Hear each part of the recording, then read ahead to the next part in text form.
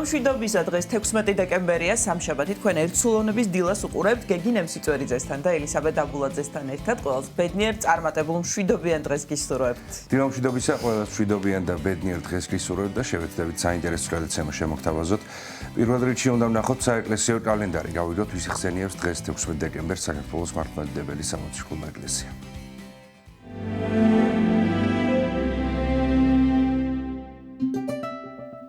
16 დეკემბერს წმინდა მართლმადიდებელი სამოციქულო ეკლესია მოიხსენიებს წმინდა წინასწარმეტყველ სოფონიას, ღირს თეოდულე კონსტანტინეპოლელს, ღირს იოანე შეყენებულს, კოლონიის ეპისკოპოსს, წმინდა მღვდელმოწამე თეოდორე ალექსანდრიელს.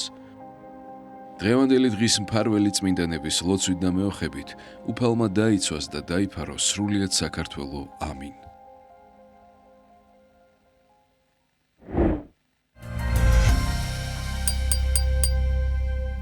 გილოცავთ დღევანდელ დღეს და დღეს მოხსენებულ წმინდანთა შემწეობას გისურვებთ. ახლა ანონსს წარმოგიდგენთ. ჩვენი გადაცემის პირველი სტუმარი იქნება თბილისის სასულიერო აკადემიისა და სემინარის კანონიკური სამართლის კათედრის გამგე დეკანოზი ლონგინო სუარიშვილი. მოძღვართან ერთად ვისაუბრებთ საეკლესიო იკონომიის ცნების განმარტებისა და მისი პრაქტიკაში გამოყენების პრინციპების შესახებ. ტრისტან სიხარულიძე გურული სიმღერის დიდო სტატიას ერქვია ახალ გამოცემას, რომლის წარდგინებასაც ეროვნულმა სასახლემ უმასპინძლა.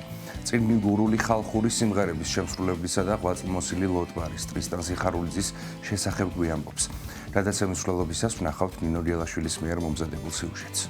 და დღეს ასევე ვისაუბრებთ მადლიერების გრძნობის და მისი მნიშვნელობის შესახებ ჩვენს ცხოვრებაში. თემაზე სასაუბროთ გადაცემის დასკვნით ნაწილში შემოგვიერთდება ფსიქოლოგი მარინა კაჭარავა. ასეთი იქნება ჩვენი დღევანდელი გადაცემა. ახლა ვნახოთ ამინდის პროგნოზი და ამინდის პროგნოზის შემდეგ დავუბრუნდებით მოძღვართან ერთად სტუდიაში.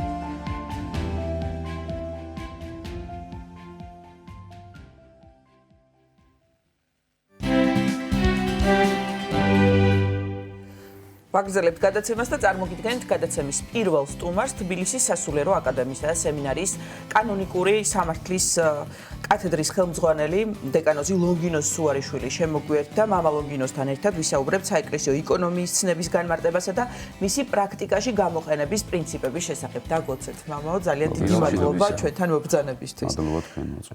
საინტერესო თემა არის და ვფიქრობ საინტერესო იქნება მისი ამ თემის და იკონომიის ზოგადად განმარტების მოსმენა ჩვენი მაყურებლისთვის. წმინდა წერილს თუ წავიკითხავთ, დავინახავთ, რომ ძალიან ხშირად თვითონ მაცხოვარი მოქმედებს იკონომიის პრინციპით და აი დავიწყოთ განმარტებით პირველ რიგში, რას ნიშნავს იკონომია და ღვთისმეტყველებაში როგორ განიმარტება იგი და როდის გამოიყენება.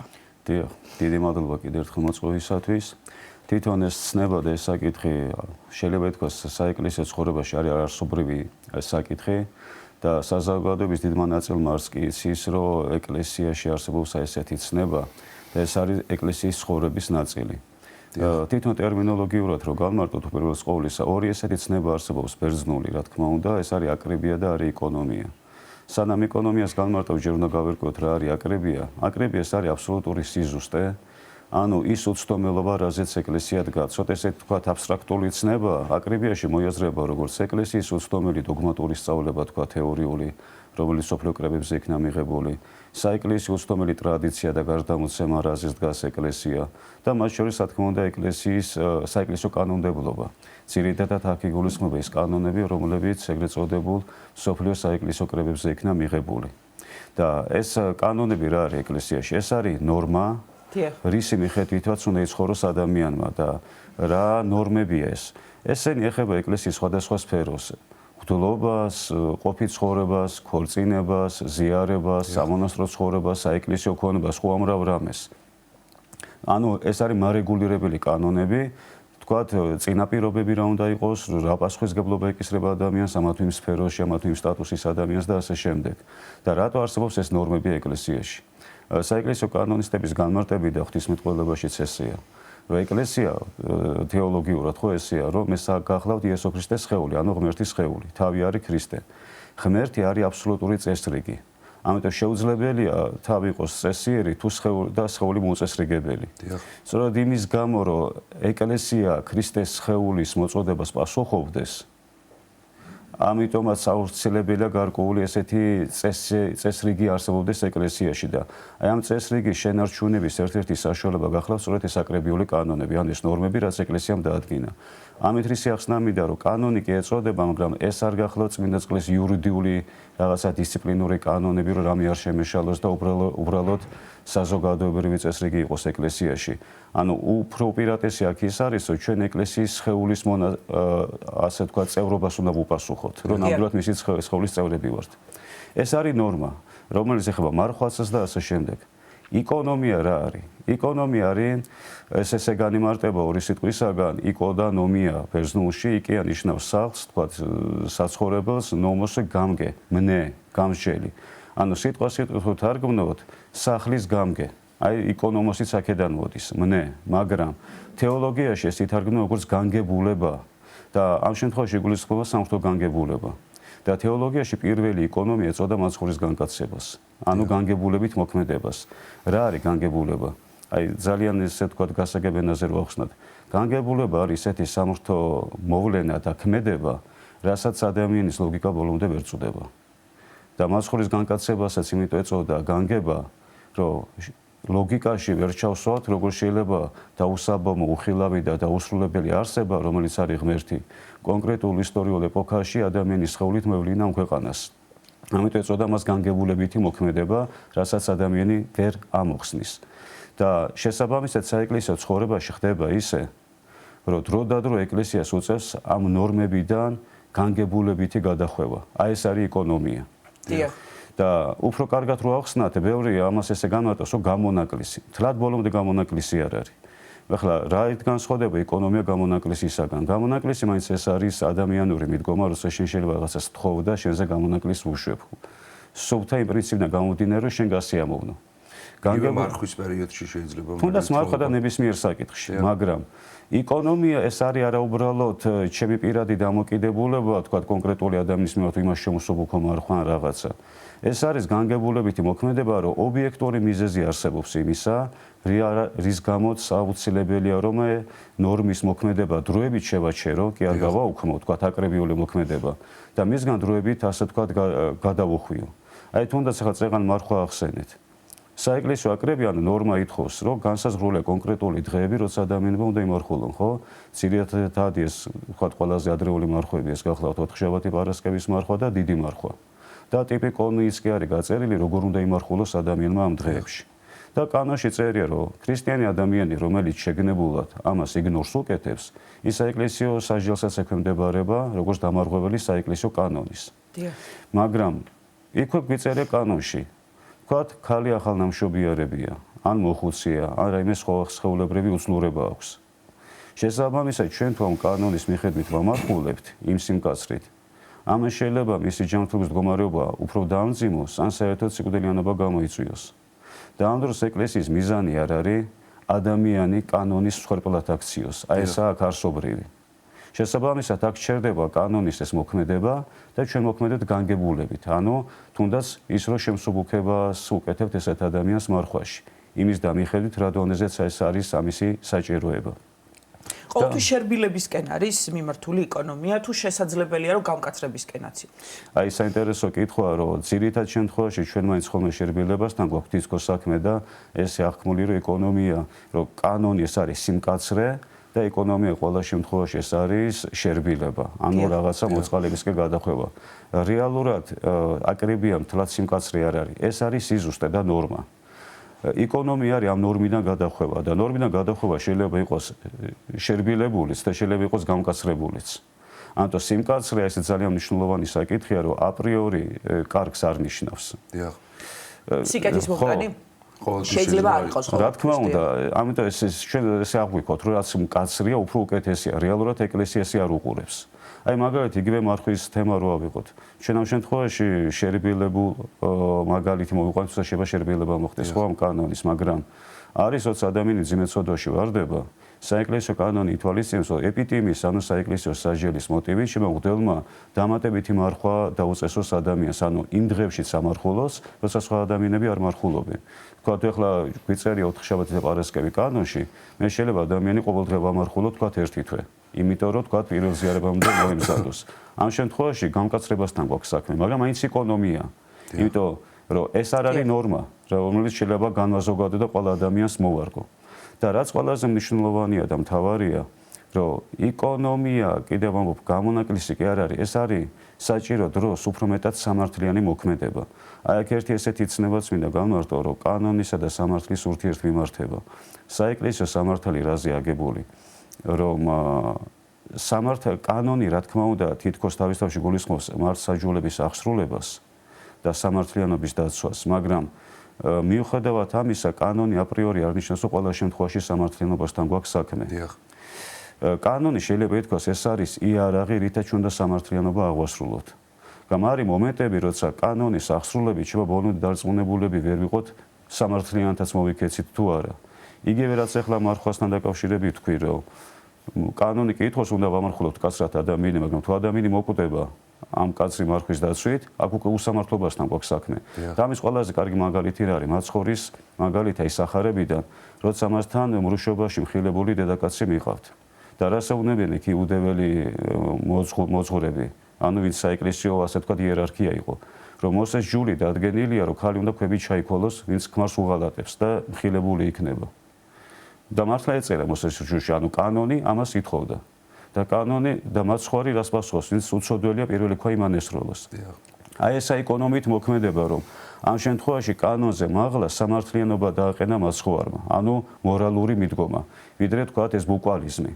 ამიტომაც კიდევ ერთხელ მინდა ამას ხაზი გავუსვა, რომ ეკონომია ეს არის განგებულებითი მოქმედება და უფრო მეტად სამართლიანობის აღსრულება, როგორც ეკლესიის ცხოვრებაში, ისე პირად ცხოვრებაში. ერთი რაღაც მაინტერესებს, ნებისმიერ მოძღვარს აქვს ეკონომიით მოქმედების უფლება? ანუ თქვენ ბრძანეთ, რომ ეს განგებულებას უკავშირდება და აი როგორ უნდა იმოქმედოს მღვდელმა, რომ ეს ეკონომია არ დაემსგავსოს თქვათ გამონაკლის და რაღაც შეღავათი კი არ იყოს ადამიანისთვის, არამედ იყოს ნამდვილად განგებულებითი მოქმედება. ხო, საინტერესო კითხვაა, რომ პირველი, ვის აქვს უფლება რომ ეკონომია დაუშვას? ეკონომიის დაშვებას აქვს თავისი იერარქიული პრინციპი. მრევლთან მიმართებით, რა თქმა უნდა, მოძღვარი უფლება მოსილია რომ თვითონ დაუშვას ეკონომია, თუმცა განგარკვეულ საზღვრებში. ხლა არის ისეთი საკითხები, სადაც თქვათ ეპისკოპოსის კომპეტენციაში შედის და არა უღდლის, მაგალითად რო ავიღოთ მეორე ან მესამე გზის ჯვრისწერა. ხო, ესეც ეკონომია. კანონი ამბობს, რომ იდეა არის ერთხელ იქორწინოს ადამიანმა, მაგრამ სხვადასხვა უძლურებიდან გამომდინარე შეიძლება დაქვრივდეს ადამიანი და სურს რომ მეორედ იქორწინოს. და ესეც ეკონომია რატოა? იმის გამო, რომ ადამიანი მრუშობაში არ იყოს ან სიძვაში. ამის თავიდან ასარიდებლად ეკლესიამ დაუშვა მეორედ ან მაქსიმუმ მესამე გზის ქორწინება, ხო? გამ აქ უკვე მოძღვარი ვეღარ დაუშვებს ეკონომიას. მაგრამ თქვა ეხლა მარხვის შემსუბუქება, ან ლოცვები რამდენი წაიკითხოს და ან ეკლესიაში თქვა საღამოს ლოცვას დაესწროს არ დაესწროს, ეს აბსოლუტურად მოძღვარზეა დამოკიდებული, ვიზე როგორ კურთხევას გასცემს ადამიანის პირადი მდგომარეობიდან გამომდინარე. მაგრამ როგორაა, რო ავიღოთ იერარქიული პრინციპი, რომ მრევლთან მიმართებით ან ვერისკაცთან მიმართებით მღვდელი უშვებს ეკონომიას, თუ მღვდელს ესაჭირება ეკონომია, მასზე ეპისკოპოსმა უნდა დაუშვას და თუ ეპისკოპოსს ესაჭირება, უკვე თქვათ საეკლესიო კრებამ უნდა დაუშვას მასზე ეკონომია. ანუ ზემოდან ქვემოთ გადაეცემა ეკონომია და არა ქვემოდან, ასე თქვათ, ზევით. და რაც თავარია, თანასწორს ეკონომიას ვერ მიანიჭებს. ეს პირველი. რაც შეეხება პრინციპს, რომ აი ეჭვი არ შევიტანოთ, რომ აქ მართლა ეკონომიასთან გვაქვს საქმე თუ რაღაცა კასტმოთნეობასთან, ან დისციპლინობასთან. ამიტომაც რომ ეკონომია წინასწარ განსაზღვრული არ არის, რაში დაიშვება, ან ვიზე დაიშვება და ვიზე არ დაიშვება. ერთადერთი საზღვარი, სადაც ეკონომიის დაშვება არ ხდება, ეს არის დოგმატური სწავლება, რომ იქ ეკონომიის დაშვება გამორიცხულია და მეორე ეს არის ცოდვა, რომ პირდაპირ ცოდვაში არ უნდა ჩავაგდოთ ადამიანი და ცოდვაზე არ უნდა უთხრათ, რომ ეს დასაშვებია, თუნდაც ეკონომიით. იმის იქით აბსოლუტური თავისუფლება მოცემული ჩვენთვის, რომ საჭირო დროს განგებულებით იმოქმედოს მღვდელმა. ამიტომ ეკონომიის პრაქტიკაში გამოყენების პრინციპი რა არის? თქვა დღეს რაღაც პრაქტიკა მაქვს, თუნდაც მარხვაზე ან სხვა საკითხზე. პირველ რიგში მე ვიხედები კანონებში, თვითონ კანონშივე თუ არის მოცემული რაიმე ეკონომიური მიდგომა. ხა მარხვაზე პირდაპირ გვიწერია იქვე კანონში და ადვილი აქვს მოქმედება, რომ არსებობს კანონიკური ნორმა და არსებობს იქიდან გადახვევის საშუალებაც.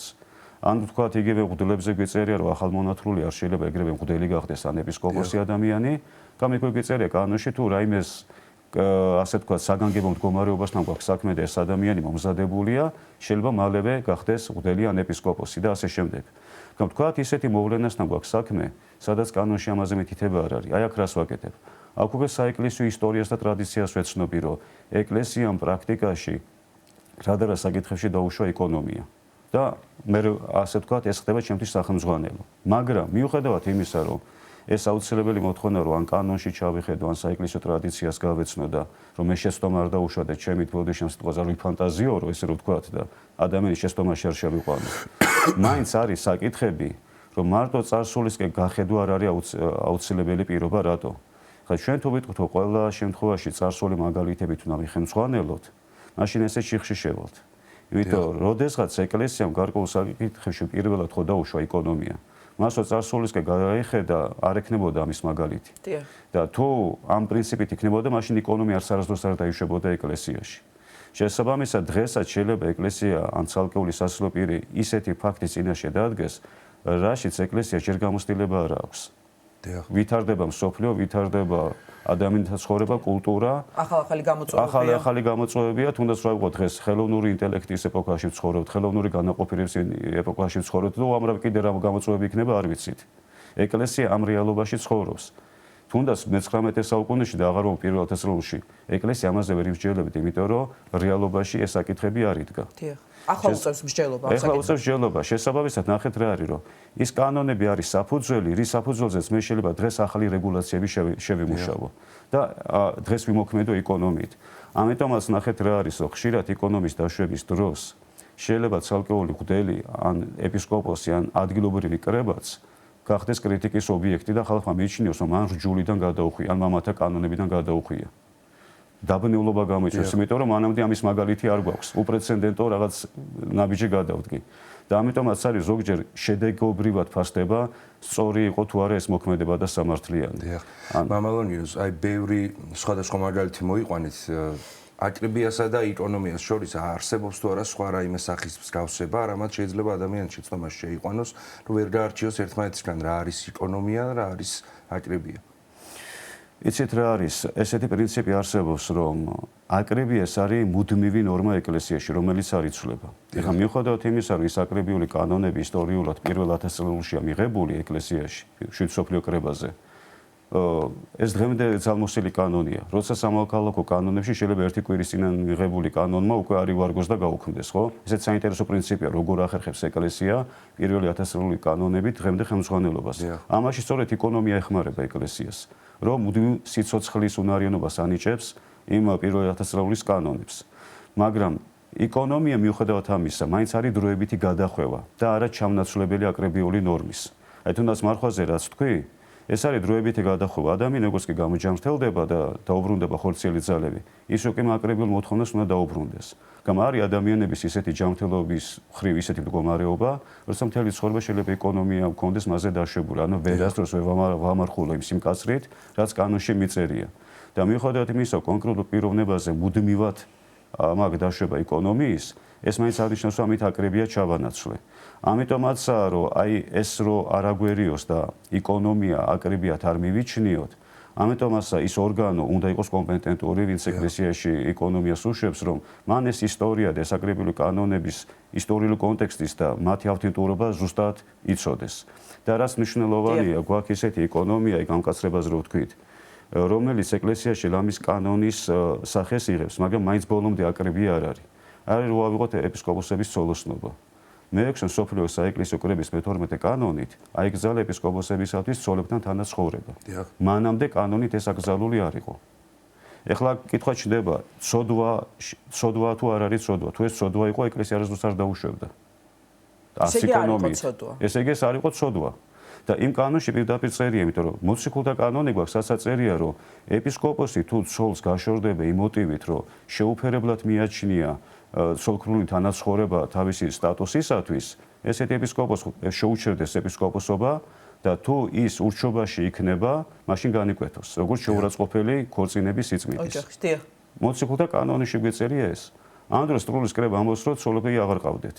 რასთან გვაქვს საქმე? იმ კანონში პირდაპირ მითითება, რომ არა თუ ვაუქმებთ სამოციქულო კანონს, ან არა თუ ვეწინააღმდეგებით, არამედ დღევანდელი მდგომარეობიდან გამომდინარე უმჯობესად მივიჩნიეთ იმისათვის საეპისკოპოსო საქმიანობას ზიანი არ მიადგეს, რომ მათ ოჯახები აღარ ყავდეთ ეპისკოპოსობაში. ანუ ეკონომიაზე გვაქვს საუბარი, გამკაცრებულ ეკონომიაზე. და რა იყო ამის მიზეზი?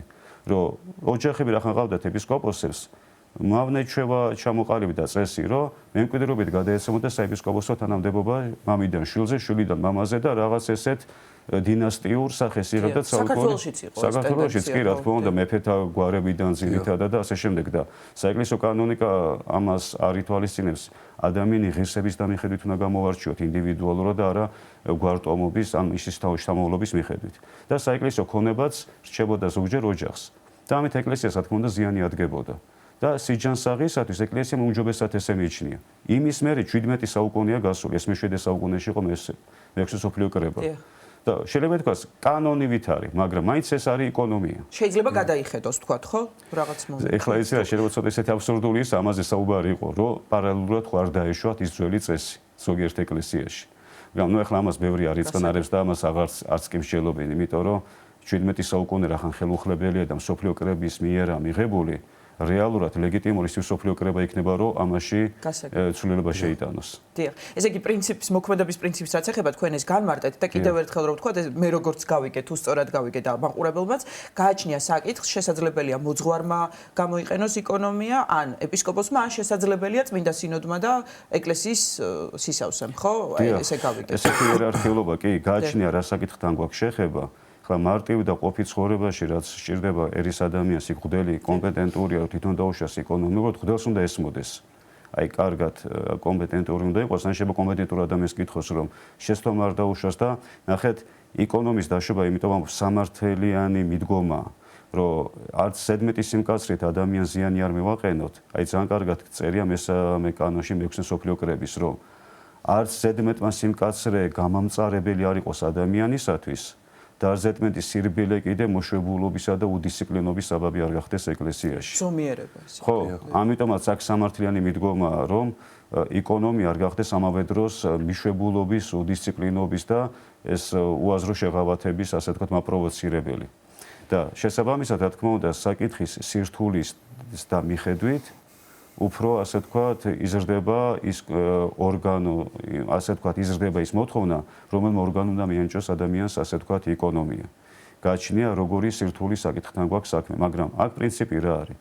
რომ მართლმადიდებელი ეკლესიისთვის აკრებია და ეკონომია საბოლოო ჯამში აისო ჩამოვაყალიბოთ, რომ აზრი არ დარჩეს ადამიანს, რომ ეს ურთიერთსაპირისპირო ცნებებია და მართლა ეს უხეში დარღვევა აკრებიული ნორმის თუ რასთან გვაქვს საქმე. რეალურად შეიძლება ითქვას ეს არის ერთი მედლის ორი მხარე. არც მიზანი, არც აკრებია და არც ეკონომია. აკრებია და ეკონომია ეს არის საშუალებები, რითაც მიზნამდე უნდა მივიდეთ, ანუ სული ცხონებამდე ადამიანი და ღმერთისაკენ მიმავალ გზას რო არ აცდეს ადამიანი. ამიტომ აკრები არის ნორმა, კარგია რომ ამით ვიაროთ, მაგრამ ადამიანის სუსტია და ყოფის ცხოვრებაში უამრავი შეცდომა ხდება, ამიტომ მეორე მხრივ არსებობს ეკონომია. ხონთ ეკონომიას გამართლები იმ შემთხვევაში აქვს, თუ ეს გვეხმარება რომ მიზნამდე მივიდეთ. აი ასეც ერთ-ერთი ინდიკატორია, რომ ეს ეკონომია სწორია თუ არა. რომ ამ ეკონომიის დაშვებით მე ნამდვილად ღმერთისაკენ მიმავალ გზაზე მივდივარ კვლავ და გამრთობის გზაზე სწორად გავარ, თუ შეიძლება ავწდი და რაღაც უზნეობისკენ და უდისციპლინობის გადავიხარე. ამიტომაც წეღან იმიტომ ვახსენე, რომ არის შემთხვევები, როცა შედეგობრივად ფასდება ზოგჯერ ეკონომიის მართებულობა. შეიძლება მიწუხლას ჩვენ ვერ მიხვდეთ, რამდენად სწორი ნაბიჯი გადადგა მღვდელმა ან ეპისკოპოსმა და ამან ერთგვარი შფოთიანობაც კი გამოიწვიოს ეკლესიაში ან მორწმუნე საზოგადოებაში. და სწორედ იმიტომაცა, რომ ეკონომია წინასწარ რატო არ არის განსაზღვრული და ან კონკრეტულ ადამიანებზე. მე ახლა თუ წინასწარ მეცოდინება, რომ ამა თუ იმ საკითხში ჩემზე ეკონომია დაშვებულია, მაშინ მე თამამად შემიძლია რაღაცები არ შევასრულო ეკლესიაში. ვიცი რომ ისე არ დავისჯები, ან ჩემზე შეღავას დაუშვებენ და ასე შემდეგ. ეს უკვე შეღავათი გამოდის. ხო, და უკვე უდისციპლინობა და ყველაზე მნიშვნელოვანი რა არის, წეღან რო თქვი, რომ ადამიანის ლოგიკა ეს არის ესეთი გადახვევა, რასაც შეიძლება ზოგჯერ ადამიანის ლოგიკა ვერ ჩაწოდეს. აი მაგალითად იყო ესეთი პრეცედენტი, უფრო ნათელი რო გახდეს ჩვენთვის რაც გულისხმობ, რომ იმპერატორმა ლეონ ბრძენმა მოიყვანა მეოთხე ცოლი, ეს არის მე-9-10 საუკუნეების პერიოდი. საეკლესიო კანონიკით მეოთხე ცოლის მოყვანა აკრძალულია და ჯვრისწერა არ ხდება. მან მოისურვა ჯვრისწერა, რაზეც მაშინდელმა პატრიარქმა უარი უთხრა. რის გამოც მან ეს პატრიარქი გადააყენა, სხვა პატრიარქი დანიშნა და მისგან აიღო ნებართვა, რომ მეოთხე ცოლთან ჯარი დაეწერა. და მოხდა სერიოზული დაპირისპირება. თუმცა მე ამ იმპერატორმა შეინანა დააბრუნა კულავის პატრიარქი ნიკოლოზ მისტიკოსი და ესე გარდაიცვალა, ანუ შეურიგდა იმ პატრიარქს, მაგრამ იმ ცოლთან დარჩა. მეოთხესთან. ხო, მაგრამ 1920 წელს ამ პატრიარქმა მოიწვია კრება და ესეთი დოკუმენტი შეიმუშავა ერთობის ტომოსზე, ანუ სახელმწიფოსთან შერიგების დოკუმენტი. რახან დაპირისპირება მოხდა ეკლესიასა და სახელმწიფოს შორის. და ესეთი საინტერესო რამე წერია ამ დოკუმენტში, რომ ლეონ ის ბრძენის მეოთხე ქორწინება აღიარეს კანონიერად, გამ ამავე დროს სამუდამოდ აკრძალეს ეკლესიაში მეოთხე ქორწინების კანონიერება. დიახ. ეხლა რო ავიღოთ, როგორი ნონსენსია, ხო, ლოგიკას რო გავყვეთ, თუ მასზე დაუშვეს, რატო სხვაზე არ შეიძლება. მიკერძოებულობა ჩანს თქვა. თითქოს ესე ჩანს, მაგრამ ნახეთ აი ესე ეკონომის მოქმედება, რომ ეკლესიამ იმდენად დაპირისპირება იყო სახელმწიფოსა და ეკლესიას შორის ამის ნიადაგზე. რომ ამით საერთო საქმეს ადგებოდა სერიოზული ზიანი. ამიტომ მშვიდობა, რა თქმა უნდა, უფრო უპრიანი იყო და სამართლიანად მოიქცა ეკლესია, რომ კონკრეტული მისი ეს პრეცედენტი აღიარა ეკლესიამ სამართლიანად, ხო, სხვა შემთხვევაში რომ ამას ასე თქვათ არ გამხდარიყო ნორმა ეკლესიაში, ამიტომ სამუდამოდ აკრძალა ესეთი დაშვება. და ეს რომ ნორმა არ არის ეკონომია, კიდე აი გრიგორ ღვთისმეტყველი ამბობს თავის ერთ-ერთ სიტყვაში. რომ აი მღვდლობაზე, რომ აი ბევრს უნდა რომ ახალგაზრდა ასაკში მღვდელი გახდეს და მაგალითები მოყავთო, მაგალითად იერემია წინასწარმეტყველზე რომ 12 წლის იყო და ღმერთმა გამოარჩია. ან დანიელი ძალიან ახალგაზრდა იყო და ხალხს ჭკუას ასწავლიდა და ასე შემდეგ და რას ამბობს რომ ეს იყო ცალკეული შემთხვევები და ის რაც ცალკეული შემთხვევა და მიუხედავად იმისა ღმერთისაგან შეწყნარებული, ეს ეკლესიაში არ არის ნორმა.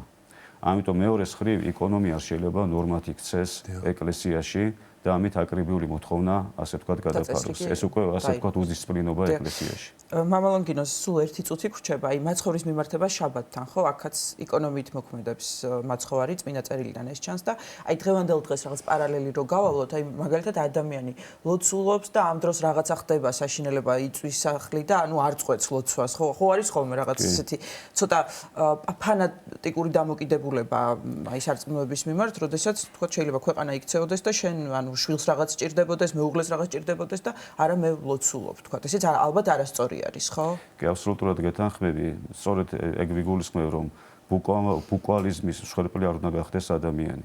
აი შაბათის ნებას რო ავიღოთ, ხო? რო იქ თქვა განკურნა ადამიანი, კუზიანი ქალი. შაბათ დღეს მაცხოვრმა დააყვადრეს ეგ ჯულის მეცნიერებმა, რომ შაბათ დღეს უქმობაა დადგენილი და რატო ანუ შრომად ჩაუთვალეს. ან რომ მოციქულებმა დაიწყეს ყანაში თავთავის ფშვნეტა და ჭამა. ესეც შრომაში ჩაუთვალეს. და ნახეთ მაცხოვრე ასეუნება, რომ არა თუ ადამიანია შაბათისათვის, არამედ შაბათი ადამიანისათვის. ის შაბათი კი უნდა დავიცვათ, მაგრამ ეს ადამიანის სულიერ აღორძინებას უნდა ემსახურებოდეს, მაგრამ თუ ამ შაბათის კაცრი დაცვით ადამიანს ზიანი ადგება, აქ უკვე ესეთი მეშაბათეობა აზრს კარგავს. ამიტომ რა თქმა უნდა ესეთი ლოცულობა და ადამიანს ვერ მიუხედავ ან რაღაცა ან არის თქვა ქალს კრიტიკული დღეები აქვს და შეიძლება არ მიდის და არ ეზიარება, მაგრამ თქვა სახში ხატი ჩამოვარდა კედლიდან. ხა ქმარს დაელოდოს და მეზობელს ხატი როდის აიღოს და დადოს კედელზე, ხო? ანუ ესეთ ანომალიამდე არ უნდა მივიდეს, რა თქმა უნდა. ძალიან დიდი მადლობა საინტერესო საუბრისთვის. თბილისის სასულიერო აკადემიისა და სემინარიის კანონიკური სამართლის კათედრის გამგე-დეკანოზი ლონგინო სუარიშვილი საუბრობდა სტუდიაში. 9 საათი შესრულდა, მოვისმინოთ შვიდგზის ლოცვა და დავუბრუნდებით კომ სტუდიაში.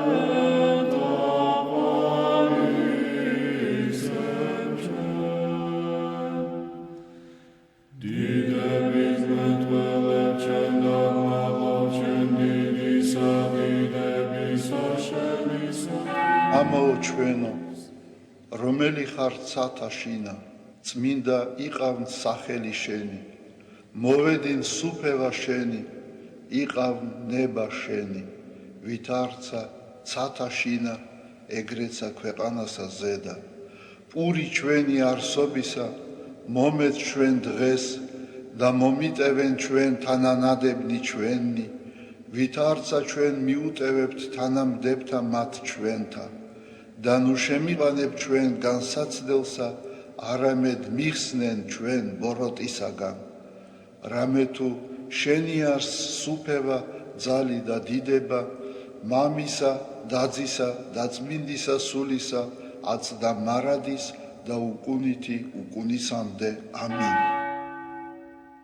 მიწყალე მე ღმერთო, დიდითა წყალობითა შენითა და მრავლითა მოწყალებითა შენითა ახოცე უჯულოებაი ჩემი. უფროს განბანე მე უჯულოებისა ჩემისაგან და ცოდვათა ჩემთაგან გამწმინდე მე. რამე თუ უჯულოებაი ჩემი მე უწყი და ცოდვაი ჩემი წინაშე ჩემსა არს მარადის. შენ მხოლოსა შეგწოდე და ბოროტი შენ წინაშე ვყავ, რათა განმართლდე სიტყვათაგან შენთა და ზლოს ჯასა შენსა. რამე თუ ესერა უჯულოებათა შინა მიუდგა და ცოდვათა შინა მშამე დედამან ჩემო. რამე თუ ესერა ჭეშმარიტება შეიყვარე, უჩინონი და დაფარულნი სიბნისა შენისანი გამომიცხადენ მე. მას ხორო მე უსუბითა და განწმინდე მე. განბანო მე და უფროს თოვლისაგან სპეტაკნე, მას მინო მე გალობაი და სიხარული და იხარებდნენ ძვალნი დამდაბლებულნი. გარე მიაქციე პირი შენი ცოდვათა ჩემთაგან და ყოველი უჯულოებაი ჩემნი ახოცე.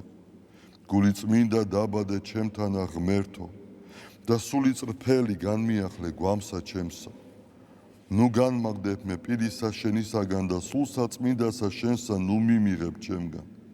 მომეცმე სიხარული მაცხოვარებისა შენისა და სულითა მთავრობისათა დამამტკიცე მე. ვასწავლე უჯულოთა გზანი შენი და უღმრთონი შენ და მოიქცენ.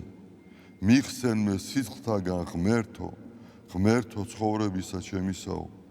იხარებდეს ენა ჩემი სიმართლესა შენსა, უფალო, ბაგენი ჩემნი აღახვენ და პირი ჩემი უთხრობდეს ქებულებასა შენსა. რამე თუ უკეთუმცა გენება, მსხვერპლი შემცა მეწირა, არამედ საკვერთხი არ აქთნდეს. მსხვერპლი ღმრთისა არს, სული შემოსრული, გული შემოსრული და დამდაბლებული ღმერთმა არა შეურაცხყოს.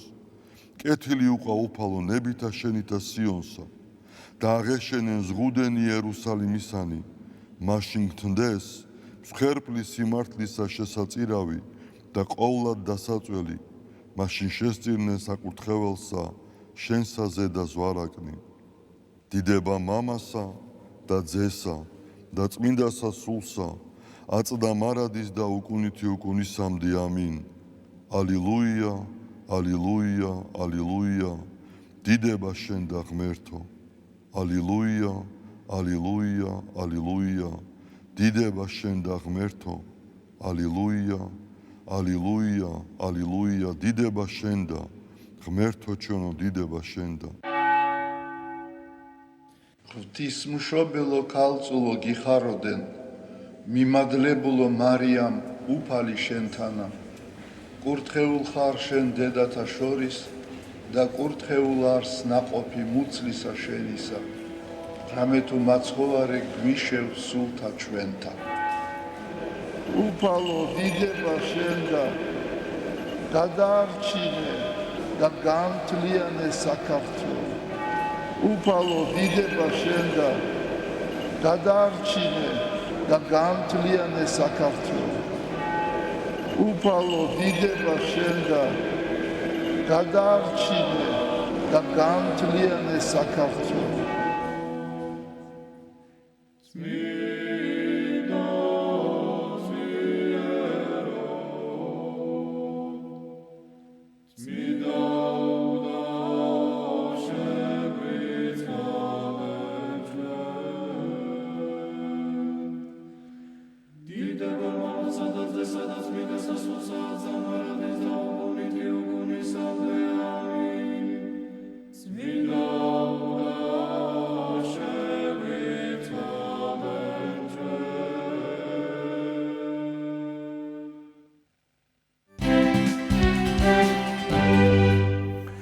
ვაგრძელებთ გადაცემას სიუჟეტით. ტრისტან სიხარულიძე გურულის სიმღერის დიდოსტატი, ასე ჰქვია ახალ გამოცემას, რომლის წარდგინებასაც ეროვნულმა სასახლემ უმასპინძლა. წიგნი გურული ხალხური სიმღერების შემსრულებლისა და ღვაწლმოსილი ლოტბარის ტრისტან სიხარულიძის შესახებ გვიამბობს. ნახოთ ნინო გელაშვილის მიერ მომზადებული სიუჟეტი. გურული ხალხური სიმღერების უბადლო შემსრულებლისა და ღვაწლმოსილი ლოტბარის უნიკალური სასიმღერო ტრადიციის თანაშემოქმედის ტრისტან სიხარულიძის ცხოვრებასა და შემოქმედებას ახალი გამოცემა მიეძღვნა. წიგნის სახელწოდებით ტრისტან სიხარულიძე გურული სიმღერის დიდოსტატი ფონდმა ქართულმა გალობამ გამოსცა. პროექტის იდეის ავტორებმა წიგნი აუდიო დისკით ფართო საზოგადოებას წარუდგინეს. ღონისძიება ეროვნულ სასახლეში გაიმართა. დღეს განსაკუთრებული დღე იყო, არაჩვეულებრივი ალბომი გამოვიდა ბატონ ტრისტან სიხარულიძის, რომელიც არის გურული სიმღერების ნამდვილი მოამაგე, რომელიც არის იმ დიდი გზის განგრძელებელი, რასაც ჩვენი ბევრი თაობა ფოლკლორისტი ემსახურებოდა და განსაკუთრებული მადლობა მინდა ამ ალბომისთვის, რომელიც არის ორენოვანი და დისკით და არაჩვეულებრივი გამოცემა ფონდ ქართულ გალობას, ქალბატონ ნანა გოთუას, ბატონ ვანოს გადაუხადო ჩხარტიშვილს, იმიტომ რომ მათი ჩართულობა არის ნამდვილად კარგი კოლაბორაცია სახელმწიფოსი, ჩვენი არტისტების შემოქმედების განსაკუთრებით ფოლკლორზე ზრუნვა არის ფასდაუდებელი შრომა და მე დიდი იმედს ვიტოვებ, რომ ბატონი ტრისტანი კიდე დიდხანს კარგად იქნება და ბევრ კიდე ახალგაზრდას გაზრდის და მიცემს ტონს იმისთვის, რომ ქართული ფოლკლორი საუკუნოდ გადარჩეს ჩვენი ქვეყნის სადიდებლად. უმასპინძლეთ ბატონ ტრისტან სიხარულიძეს გურული სიმღერების დიდოსტატს, ადამიანს, რომელმაც შექმნა ეპოქა და რომელიც არის ნათელი მაგალითი მომავალი თაობებისთვის, თუ როგორ უნდა იშრომო, როგორ უნდა იღვაწო და როგორ უნდა იცხოვრო, ისე რომ შენი ღვაწლი დაფასდეს და მომავალ თაობას გადაეცეს იმ სახით, რა სახითაც ჩვენ დღეს წარვადგინეთ წიგნი, გამოცემა ილუსტრირებული თავისი ჩანაწერებით და დარწმუნებული ვარ, ეს გამოცემა იქნება სამაგიდო მომავალი თაობებისთვის და მაგალითი იმისა, თუ რანი ვართ, რანი ვიყავით, რანი ვართ და რანი უნდა ვიყოთ მომავალში. გამოცემა ეფუძნება ხელოვნების დამსახურებული მოღვაწის ანზორ ერქომაიშვილის წიგნს გურული და ტრისტან სიხარულიძეები და შევსებულია უახლესი ინფორმაციით. წიგნს თან ერთვის ახლად ჩაწერილი აუდიო ნიმუშები, სადაც სიმღერის ყველა ხმას ტრისტან სიხარულიძე ასრულებს.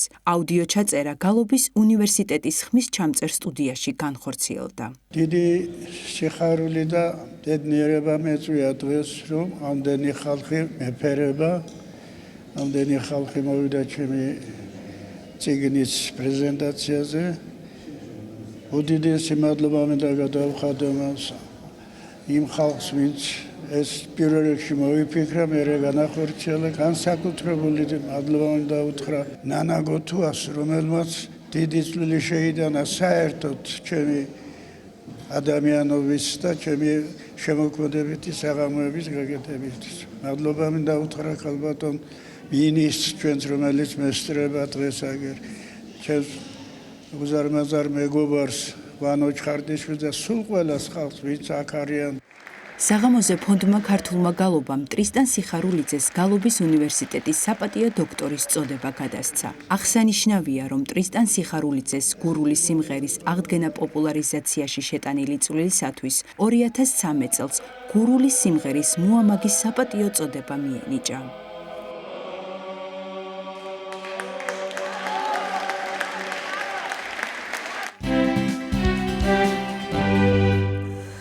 ვაგრძელებთ გადაცემას მადლიერების გრძნობა და მისი მნიშვნელობა ჩვენს ცხოვრებაში. სწორედ ამ თემაზე ვისაუბრებთ. შემოგვიერთდა ფსიქოლოგი მარინა კაჭარავა. მოგესალმებით, ქალბატონო მარინა. მადლობა ჩვენთან მობრძანებისთვის. დიდი მადლობა. ჩვენც დავიწყოთ მადლიერების გამოხატვით. გადაუხადეთ ღმერთს მადლობა იმისთვის, რაც გაქვთ და ის მოგცემთ, რაც გაკლიათ. ეს არის მამა გაბრიელის სიტყვები და ძალიან ბევრი რამე ჩანს აქედან. ზოგადად თქვენგანაც მოგვისმენია და ფსიქოლოგები ამბობენ, რომ მადლიერება ამცირებს შფოთის, სტრესის, ესე იგი ფონს ჩვენს ცხოვრებაში და დეპრესიისკენ მიდრეკილებას პირიქით უმადურობა უწყობს ხელს.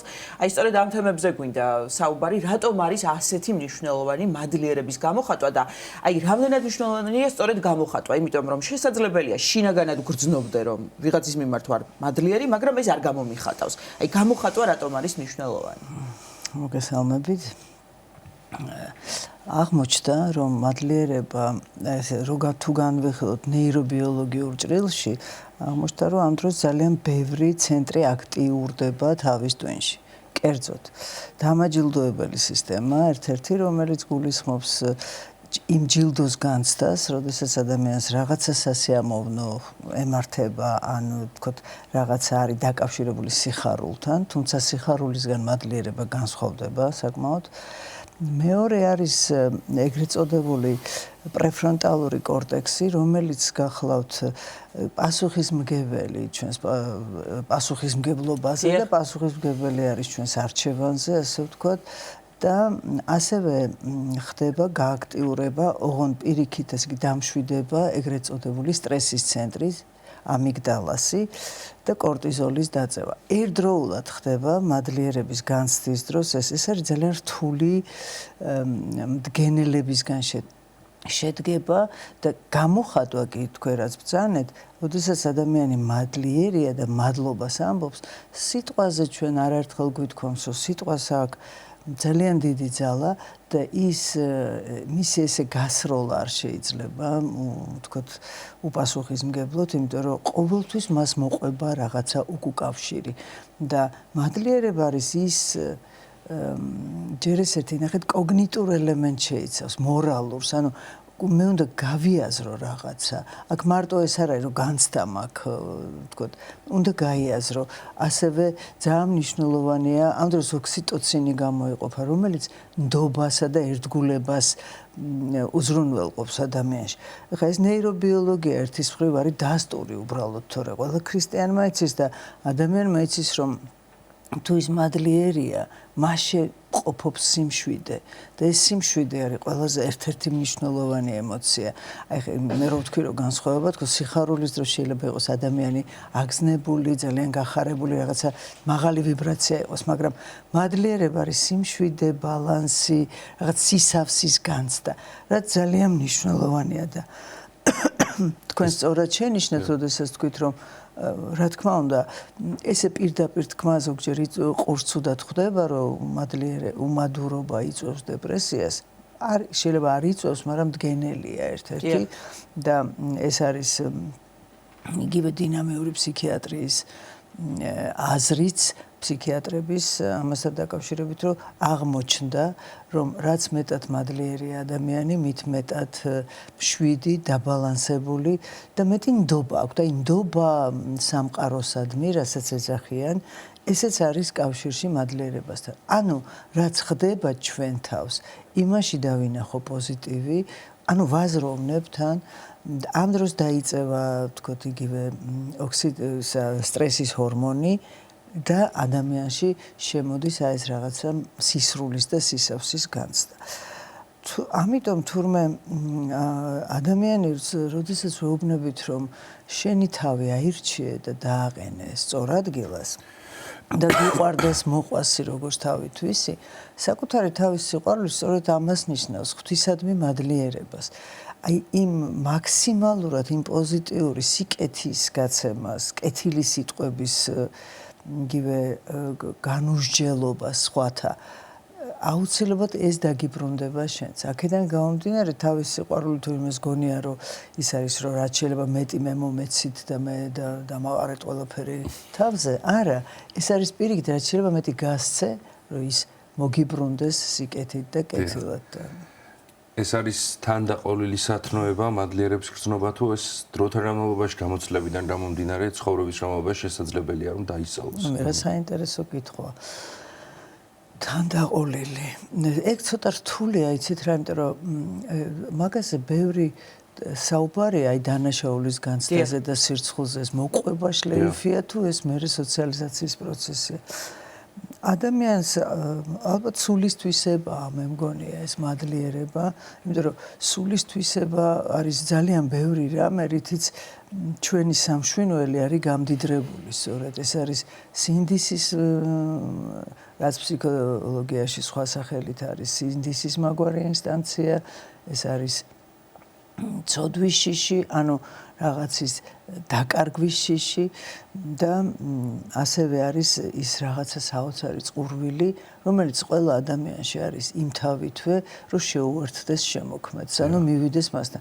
რა თქმა უნდა, ადამიანი ამას სახელს ხშირად ვერ არქმევს და სხვა სახელებს ეძახის, შეიძლება ეს იყოს რაღაცა ძალიან დიდი ენერგეტიკა, მაგალითად აქტუალიზაციის ტენდენცია ქვია ერთ-ერთი სათაურით, რაც გულისხმობს ადამიანში არის უწყვეტი ენერგია, რომ მუდმივად განვითარდეს და აქ ძალიან საინტერესო ის არის, რომ მიღება, განვითარება ერთდროულად უნდა მოხდეს.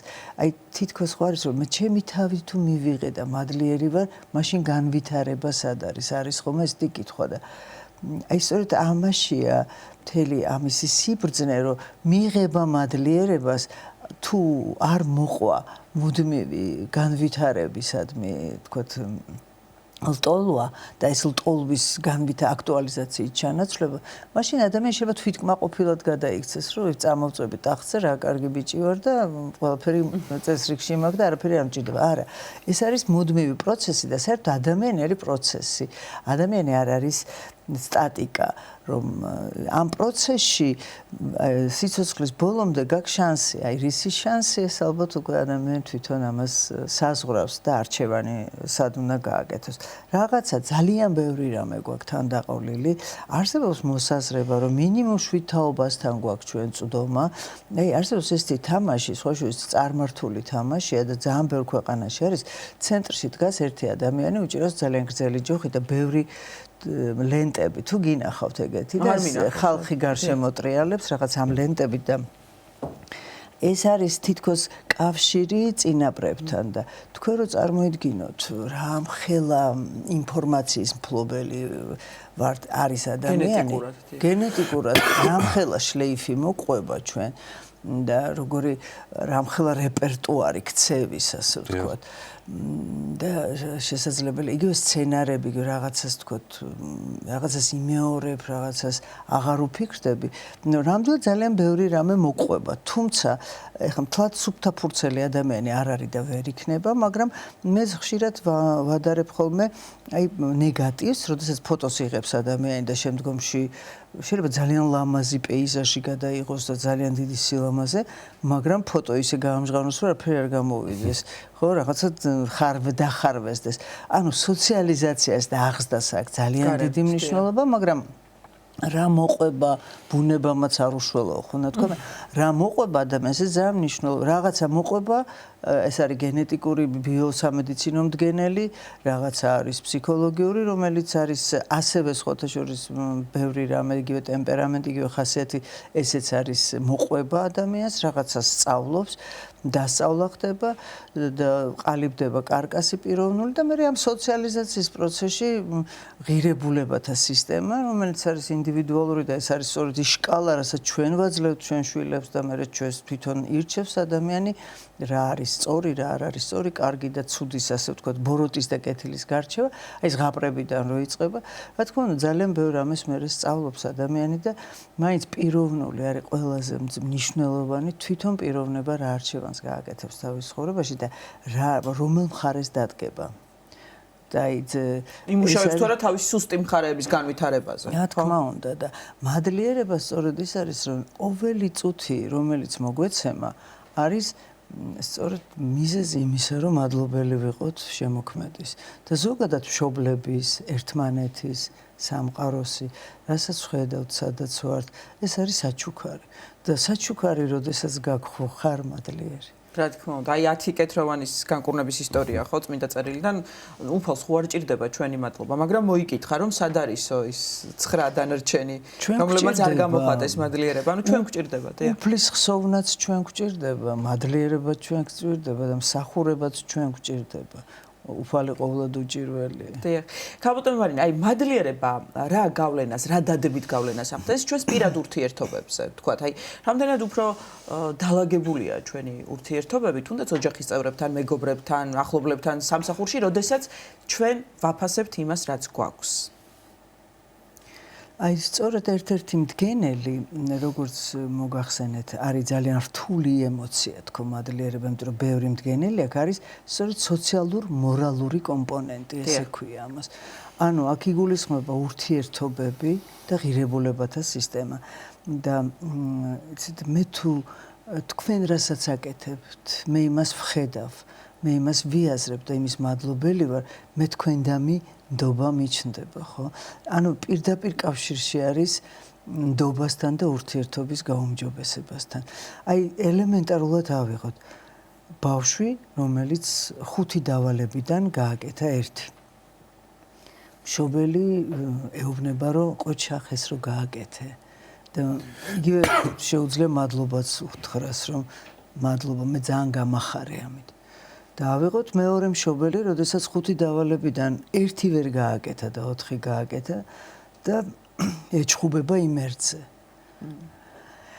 პირველ შემთხვევაში ადამიანი ივსება და ცდილობს, რომ კიდევ ერთხელ გაგახაროს და მეორე შემთხვევაში მას აქვს განცდა, რომ ის არასაკმარისია. რაც არ უნდა გააკეთოს, მაინც შენ გულს ვერ იგებს. ანუ მადლობელი არ ხარ. ამიტომ ძალიან მნიშვნელოვანია ჩვენი აუდიტორიისთვისაც, ვის მიმართაც ვართ მადლობლები, ადამიანებს გულისხმობთ ჩვენ სოციალურ კონტაქტებს, რომ ეს გამოვხატოთ, რომ მათ დაინახონ, რომ ჩვენ მათ ვხედავთ, ჩვენ მათი გვესმის, ვამჩნევთ და არა მარტო ვხედავთ და ვამჩნევთ, არამედ მადლობლებიც ვართ. მათი არსებობის, მათი სიტყვის, მათი სიკეთის ჩვენდამი და რა თქმა უნდა, ეს ხო არ დაგეკარგება, რომ ისე ფიზიკის კანონია. რასაც გასცემ, შენია მართლაც. და თვით შეფასებაზე რამდენად კარგად მოქმედებს დადებითად, იმიტომ რომ აი მე თუ მადლიერი ვარ, რომ ესეთი გარეგნობა მაქვს, ისე სიტყვაზე ვამბობ, ან ესეთი მეგობარი მყავს, ესეთი ოჯახი მომცა ღმერთმა, რაღაცნაირად თვით შეფასებაც ჩემით ამაღლებულია, მე ასე მგონია და სწორად ვფიქრობ. იცით რა, თვით შეფასების ამაღლება და დადაბლება ორივე ერთი და იგივე მექანიზმია, ეს არის საკუთარი თავის მიუღებლობა და კომპენსატორულია, მაღალი რო აქვს ადამიანს და ასევე დაბალი რო აქვს, ის არის რაღაცა თვითგვემაში. ეს არ არის არჩევანი ცნობიერი, ეს არის თავსმოხვეული. ადეკვატურობა, კარგი სიტყვა, რა თქმა უნდა, ყველა ალბათ სხვადასხვა აზრს ადეკვატურობაში, მაგრამ ადეკვატური თვითშეფასება გულისხმობს საკუთარი თავის მიღებას ისეთის, როგორიც ვარ. ოღონდ კიდევ ვიმეორებ, ეს არ ნიშნავს თვითკმაყოფილებას. მადლიერება და თვითკმაყოფილება ძალიან განსხვავდება ერთმანეთისგან. მადლიერება არის ის, რომ მე რაც მაქვს იმის მადლიერი ვარ და ვცდილობ რომ მეტი მქონდეს. ანუ იმავე დროს არის პროცესი და ვცდილობ რომ გავაუმჯობესო. მაგრამ აი თვითკმაყოფილება შეიძლება იყოს სტატიკური მდგომარეობა, რომ ნუ მეტი რა გავაკეთო ხა თქო გადავყევი ყველასე და რაღაც ესეთი. და თვითშეფასება არის ის ინსტრუმენტი, რომლითაც ჩვენ რასაც ვაპელირებთ, უპოზიციონირებთ ურთიერთობებში ვართ, ხომ? როგორ ხედავ მე ჩემ თავს და ძალიან ხშირად ადამიანსაც სხვაში არ მოწონს და სხვას განიკითხავს, ის არის თავის თავში დაძინებული რაღაცა ასე თუ ესა თუ ის თვისება ან ესა თუ ის რაღაცა თქოთ მოვლენა, რომელიც არ აქვს საკუთარ თავთანაც გაზიარებული და გაცხადებული და ძალიან რო გაღიზიანებს და თქოთ როდესაც ადამიანი თავის თავზე არ მუშაობს, ხშირად ემართება. ანუ ეს განსჯაც მაგაში შედის რა თუ აი რომელიღაც წმინდა მამა ამბობს, რომ თუ კი საკუთარ თავში ჩაიხედავთ, რო აღარ გრჩება სხვათა განსასჯელად. იმდენი გაქვს საკუთარ თავში გასასწორებელი და გასაკეთებელია, ხო? და ესეც მადლიერებით თუ მოხდება, ბევრად უფრო გიადვილდება და გიმსუბუქდება, ხო ტვირთ. მით უფრო რომ აი იცით რა სტრესი, რომელიც არის ჩვენი თანამგზავრი ცხოვრების, ხო? აი და თქოთ იგივე ამიგდალა ვახსენე მე და ნუ არ მინდა ნეირობიოლოგიური ტერმინებით თქოთ და დატვირთვა, მაგრამ ეს არის ბირთვი, რომელიც ინახავს შიშებს ჩვენს ნეგატიურ გამოცდილებას.